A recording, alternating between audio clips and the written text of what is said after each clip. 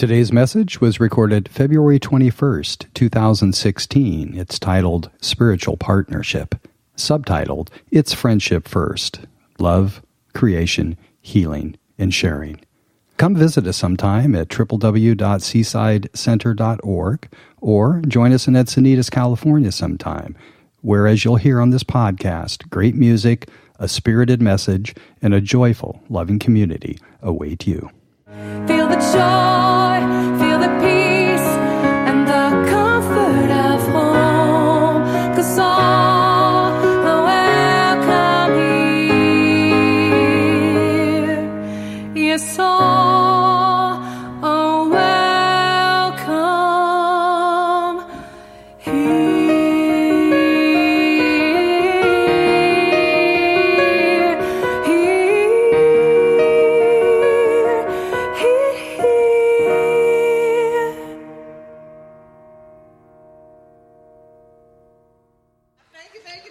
Yes. Hey, good morning, Seaside. Hey, what a joy it is to be with you on this day where there is peace like a river. Love this month has been abounding around Seaside. I trust you've been feeling those good vibes. And if you're here for the first time, know that it truly is a loving place, even more than just the month of February. And wherever you may be on your spiritual path, know that you are welcome here. It is a spiritual community without judgment. At least we do our best at that.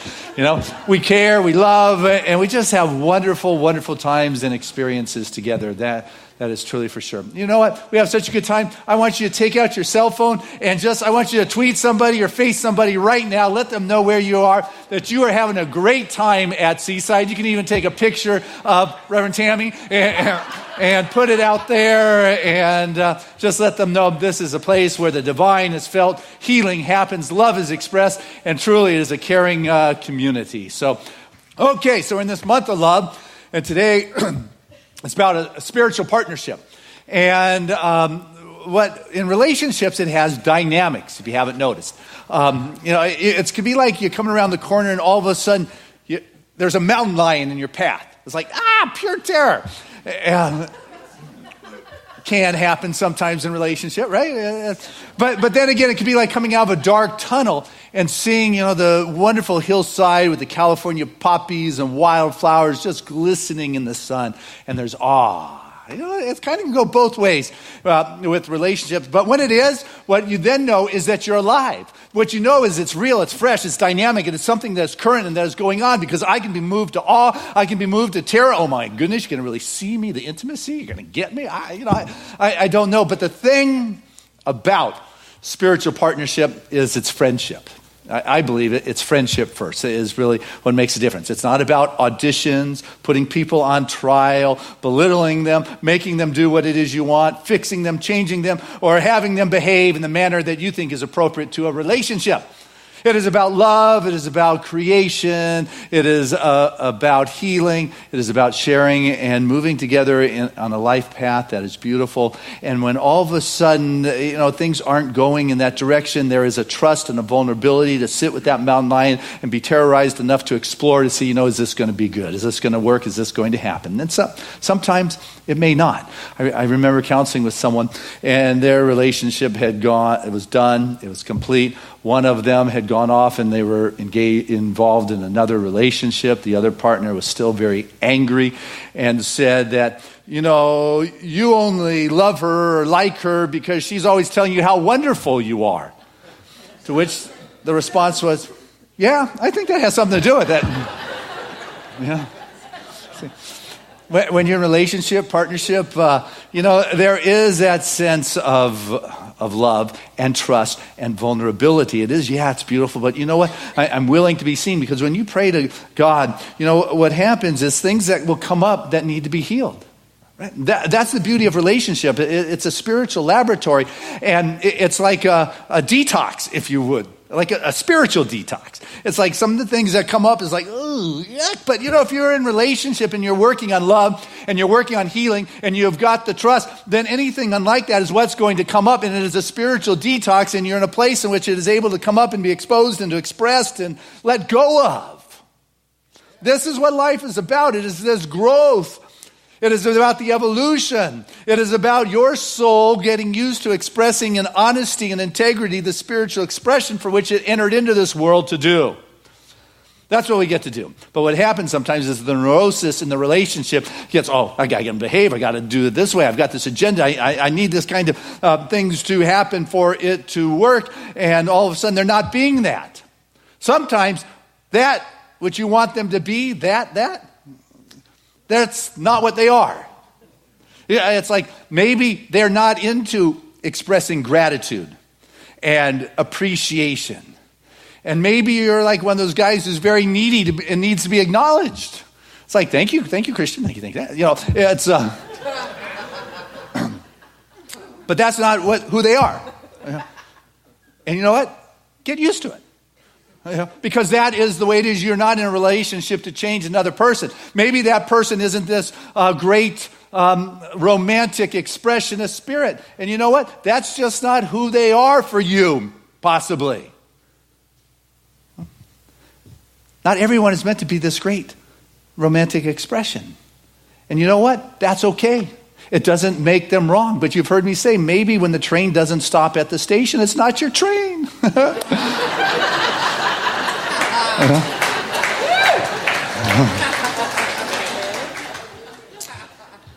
So when you pray to Spirit, okay, God, I've got this person I'm working with, this relationship, this spiritual partnership. I'm praying. When you pray to God, I want to assure you it's the answers are not always rosy. It's that spiritual detox I'm talking about, because everything unlike that beauty and that love is what comes up for the healing to go on. But you know what? I'm praying God's will is here. You know what God's will is? God is love, right? You've heard that one? God is love. We've been talking about God is love, and will means thought. So it is God's will is a loving thought. That is the truth for you. That is what is wanted for you. That is what is desired for you. Now, are you getting in the way from that manifesting because you've got this agenda or this neurosis to make this partnership look a certain way rather than allowing it to be what it is? And not all partnerships are just in the romantic sense, but they're the business and the family and friends and life. They're all around, but love is wonderful for sure. I mean, love is, when it's working, pretty amazing stuff. Yeah, I mean, it's the reason all those songs have been sung, and all those poems expressed. And not all of life is on that high. Sometimes it's heavy. It's Dostoevsky, a wonderful Russian writer. Well, only wonderful if you like tragedy and drama. Heaviness.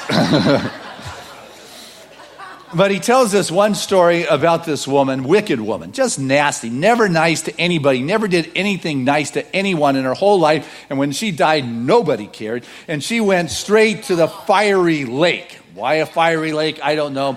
And all this is metaphor. Once again, fire and heaven and all that stuff, that's metaphorical. It's not a place. We know there's not a place you go to. It's not thrown in the clouds, but metaphorically. And it's Dostoevsky's story, not mine. But anyway, so she's in this fiery place, and she had a guardian angel that loved her and said, there's got to be something. She did, God, what can I do? He said, well, find something. The guardian angel found that one time when she was doing her garden, she pulled out an onion and gave it to a beggar woman. And so the guardian angel was excited to tell God, and God said, well, I'll tell you what, here, take the onion, go back, let her hold on to it, and you start pulling. And if it doesn't break off, then, she can come and be happy. And so the guardian angel went and threw out the onion, and this wicked woman grabbed hold of the onion, and it was pulling this woman out of this fiery lake. And just as she was about to get out, everybody around there saw what was going on. They said, I want out of here. I want out. And they grabbed her leg and her arms and her waist and her shoulders and said, come on, pull us with you, pull us with you. And she said, no, get out of here. And she kicked them, punched them, knocked them all around. And as she was saying, get off me, the onion broke and she fell in there. And the story is she lives there to this day, and the guardian angel wept and all that. I share that story. That's why we cry when we eat onions. Now I knew there was a reason. That is good. That's better than my antidote to the story. Good moral. But you see, what happens in relationship, who you are is what comes up. And who you are can change. You're not bound by who you are. You know, at any moment you can switch the switch of your consciousness.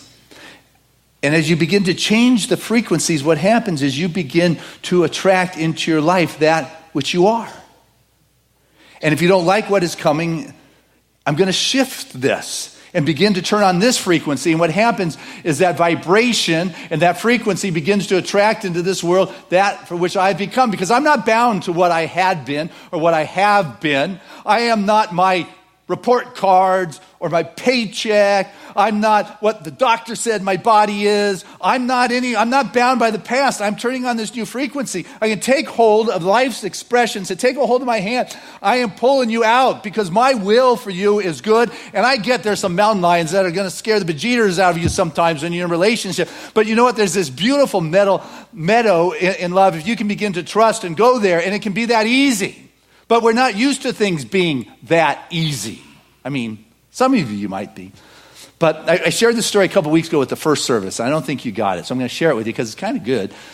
In the sense that there was a guy who had this dog, big dog, and he heard that cod liver oil was good for the dogs. And so every day he would like sit down and he'd pin the dog and clamp its jaws open, pour the cod liver oil, and the dog would fight and struggle. And one day the dog got up and knocked the cod liver oil all over the place.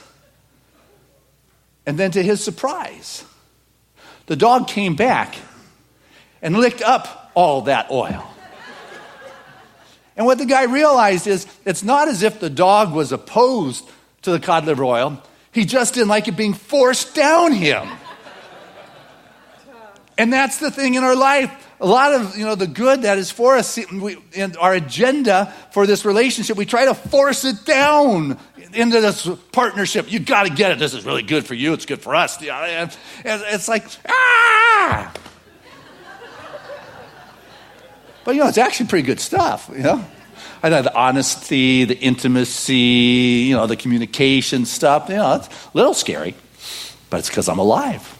That's what partnership is, to be in a space where you can begin to trust, where you can begin to feel, and trust what's going on that is beyond that mind that likes to have it controlled. Your saliva glands secrete saliva, right? And the mind secretes thoughts. That's what it does. It's not bad. And it's not wrong. And some of the things that go through there, I sure would want to share with you. But it's they're just not ministerial, And but who's to say? That's right. Well, I am right now because I'm the gatekeeper. But they just pass. You allow them to go because the mind is doing what it is it's to do. But as you begin to observe what's going on, you get to decide which ones, I'm going to take. I'm not going to obsess over this thought, though people want to plant thoughts in there for you to obsess, whether it's the economy, whether it's the politics, whether it's the body, whether it's all of a sudden the mind starts going, you think this is the truth. No, it's not the truth. It's some stuff that's going on, but it doesn't have to be my truth at any moment. I can tune on that frequency. I don't have to fight about it. I need to change the vibration of my being so I begin to attract a new kind of experience into my life. And the beauty of relationship and spiritual partnership is that you got someone to practice with who can be instant feedback to you because they are honest enough, brutally honest, unfortunately, sometimes, that this is how you could change a bit. Not that I'm trying to change you. It's just you might want to if you want to hear about this. But I guess what I'm getting at is your mind starts having these thoughts. And here's a one. When we go to Montana, one of the things I do with my son is Trevor and I will camp out in our tent one night. Now, granted, the tent's on our front lawn. And we have the extension cord coming from the house into it so we can watch movies until we fall asleep. But it's still a father-son thing. It's good. But, it's not as if it's not in the wilds. This last summer, we had a mountain lion living on our property, which could be why I'm thinking of mountain lions today. But, that lives out there. And one year we had our tent sat on top of this ravine. So on one side is a ravine that had the coyotes going, and on the other ravine was the wolves that were going. And in that moment, time, I got to experience the difference between the coyote sounds, which are yips, yip, yip, I'm not going to do it for you. And the wolves, which just have one long howl. So I got to learn the difference. Quite profound, but not when you're in the middle of it. And then all the time, there's always bears walking through our property. I mean, every year we got reports of the bears that they're walking. So I mean, it's not as if it's not totally out there. There's a plenty of real activity that allows the mind to run rampant. And that's where I'm going at, as your mind begins to think things. And one night I heard a growl and I woke up.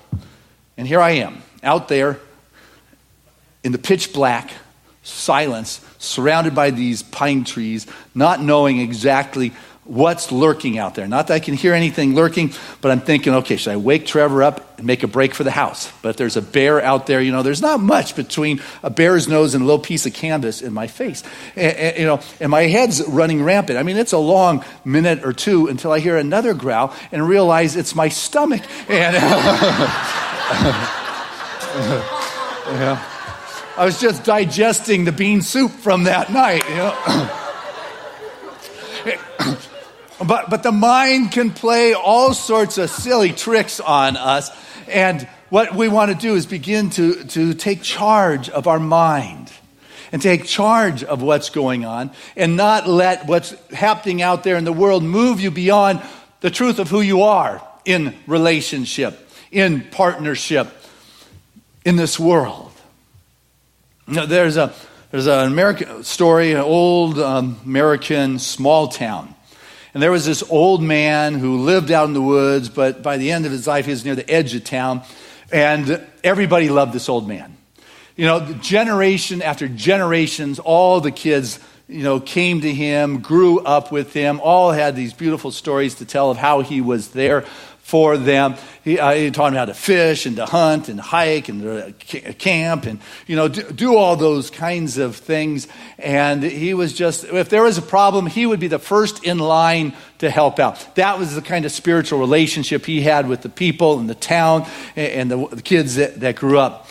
Well, one day it was discovered that there was a seam of copper that ran underneath his property.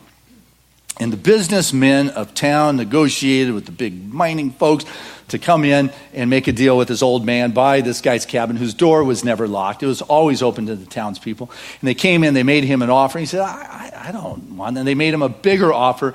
But this man didn't know what money was. I mean, he knew what money was, but he didn't care. All that mattered to him was his cabin that he had lived his life in and all the memories of all the townspeople that used to come to him.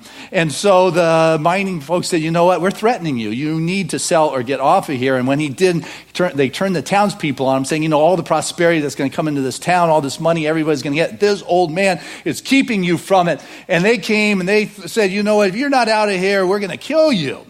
And so the preacher heard about that, and the preacher went down to the old guy's house. Got to love those preachers. They just know what to do. And they said, by sunset, if you're not out of here, they're gonna get you. And so by sunset, the lynching party showed up. And the preacher came out onto the porch, and he said, the old man has asked me, because he realized you're here to lynch him, his last will and testament. He took out this parched piece of paper, all crinkled and folded. And he said, to Pete, I give you and bequest you my fishing pole. I remember the first bass you ever caught was on this rod when you were 7 years old. James, I give you my rifle, for I taught you how to shoot with that. And I remember you learning with the cans out back. I want you to have this. And to Jake, I give you the tin whistle so you can continue to remember to play all those tunes we used to play on a summer night. To Sue, I give you my saw for all those tree houses we built over the years together. And the story went on, and one by one, the people there just bowed their heads. And they all just walked away. So that's the power of love. That's the power of a spiritual partnership, when you're giving and loving without expectations and being there over the years and years and years, and just because it's the joy of being in relationship. Not because you're looking to get anything back, but when you need something, love is there. Relationship can show up in amazing ways. When you're willing to love enough to create memories and to move out of what the situation may demanding your mind to obsess over, like, this is bad, they're going to hang me. Oh no, there's a mountain lion over here who's going to devour me. No, I'm going to free up my mind and realize there's not a bear out there, but rather it is God that is everywhere. And I'm going to let go of what it is I'm holding on to. There was a chief and his people, and he and all his people believed that he was immortal, and they were right every day of his life except one. We can be right for a long time, but you know what? At some point, we've got to realize that it is our perceptions. And when we are in relationship, it is important to recognize that, you know what, there may be a perception other than mine. I don't know how it's possible, but... And sometimes you just may have to give space to your relationships or your partner's perspective as a possibility. Even though you know you're right, it's a healthy thing to do, to know that there's another possibility here. Yeah? Because when you leave space for another possibility, it allows spirit to show up. It allows you to have that spiritual detox and create space for something to come up that may be denying a greater expression of good here. But you got to have a belief that this is really how it works, that this universe I live in is a good place. And you're part of this good, this order. Ernest Holmes, the founder of Religion Science, says we live in a cosmos, a spiritual order. There is something that works here. Even if you don't see it, you got to let go of that obsessive thinking and say, okay, I'm going to come out of this dark tunnel and I'm going to see the fields. My heart beats without me making it pound. My lungs are able to breathe. My eyes are able to see. I'm able to hear. My hair grows. All of it without me having to tell it what to do. The planets go around the sun, the seeds turn into flowers, embryos turn into babies.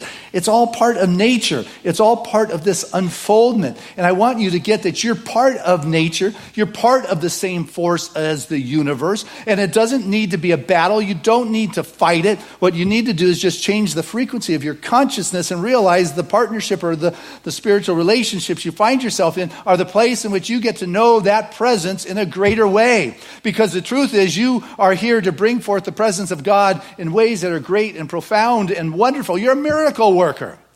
And now, I'm not saying you go around and tell everybody you're a miracle worker. You just be that. It's let's say during the French underground. You're a spiritual underground. It's during when the Germans were occupying France. Someone doesn't go up to a German officer and say, "Bonjour, I'm Jacques. I'm part of the French Revolution, the French Resistance." That's just dumb. You don't go up to people who don't have the ears to hear, who just think, man, that's loony, that you're part of this spiritual underground, that you really think you're going to make a difference here. You don't go up to that individual and say, I've changed. God has told me to go out and heal things, and the world is going to be different. But you know what? That's the truth.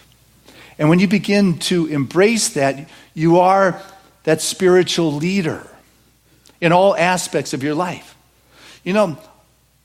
There's more than just ministers and practitioners that are spiritual leaders. You are a spiritual leader who has been charged to bring love into the difficult situations. You have been charged to bring the possibility into meetings. You have been charged to bring that light of the greater expression of the divine.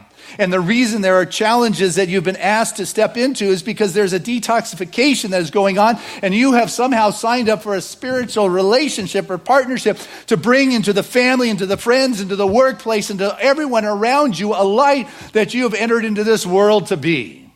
That's who you are. That's what I see about you. And I'm telling you now, so you don't have to wait another 10 years or to the end of your life and say, oh yeah, here's the onion, I can get out. You know, the Wizard of Oz, when at the end, Dorothy realized, she really didn't have to go through all that drama. The Good Witch said, Dorothy, all you ever had to do was click your heels 3 times, say, I want to go home, I want to go home, I want to go home. And you would not have had to have all the trials of the yellow brick road. I can only imagine Dorothy going, really? Now you're telling me. Why didn't you tell me sooner is actually what she said.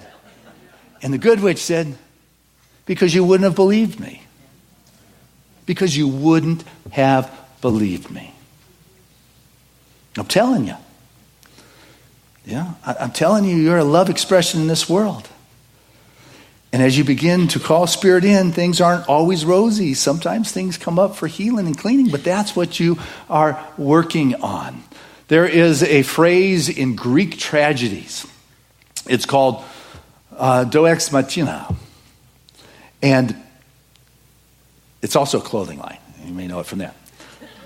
But it's a point in the Greek tragedy, the machina, is when it is just horrible. You're hitting like the climax of trauma and tragedy. You're burning in the lake. It is all horrible. And then all of a sudden God shows up. Ta-da! All you ever had to do is click your heel 3 times and you would have been out of this mess. It's not because God has this sadistic sense of humor. It's because we were not ready to believe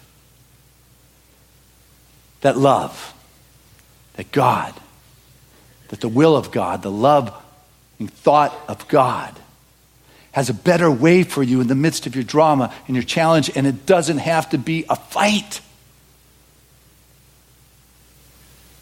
And the beauty of spiritual partnership is you have an opportunity to test this, to see if it's true, to surrender to it. But you got to have faith to surrender. And it's not a blind faith I'm asking you to have. A faith that is visionary of the greater possibility. To know that I can change. And that as I pray, I'm not praying to change anybody but myself. I'm praying that this forgiveness brings me a sense of peace. That I'm the one who comes to a place of a greater understanding of what it is mine to do.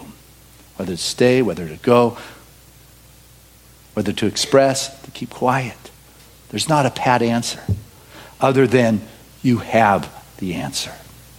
And your spiritual partnerships, whether it's intimate, whether it is work, whether it is family, whether it's friendship, or whether it's generational and you're the grand matriarch or patriarch of a town. It's yours to practice the spiritual truth of love always. God bless us as we do.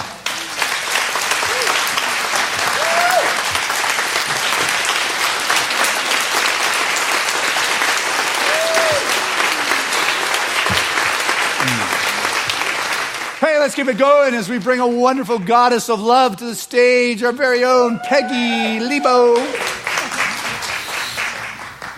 So my partner and I had, a couple of years, had this big anniversary.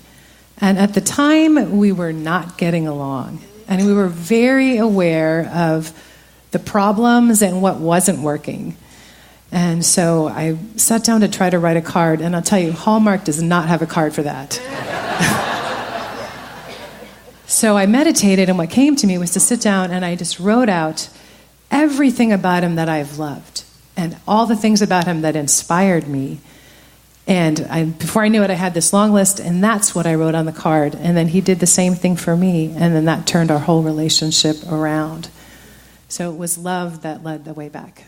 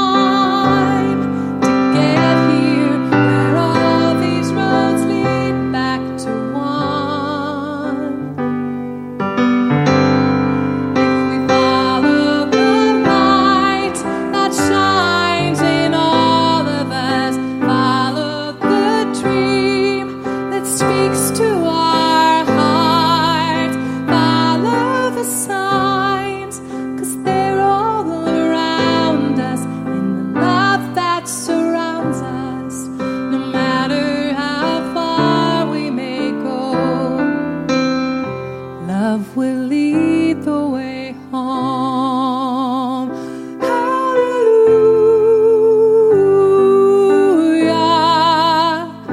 hallelujah,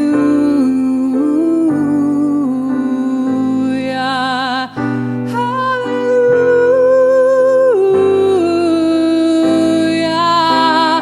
hallelujah.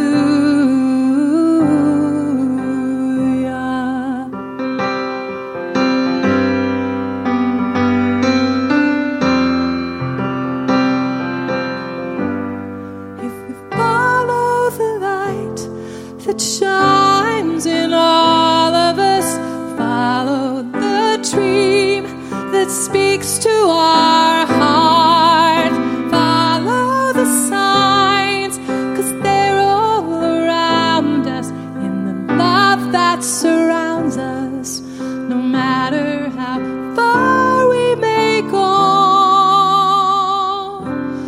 Love will lead the way. Love will lead the way. Love will lead the way home.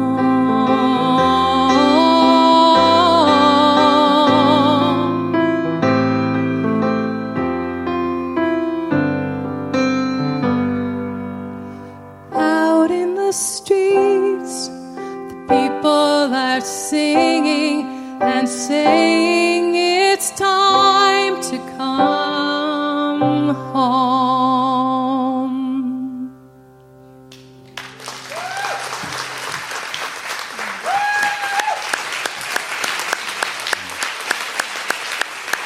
Peggy, that was beautiful.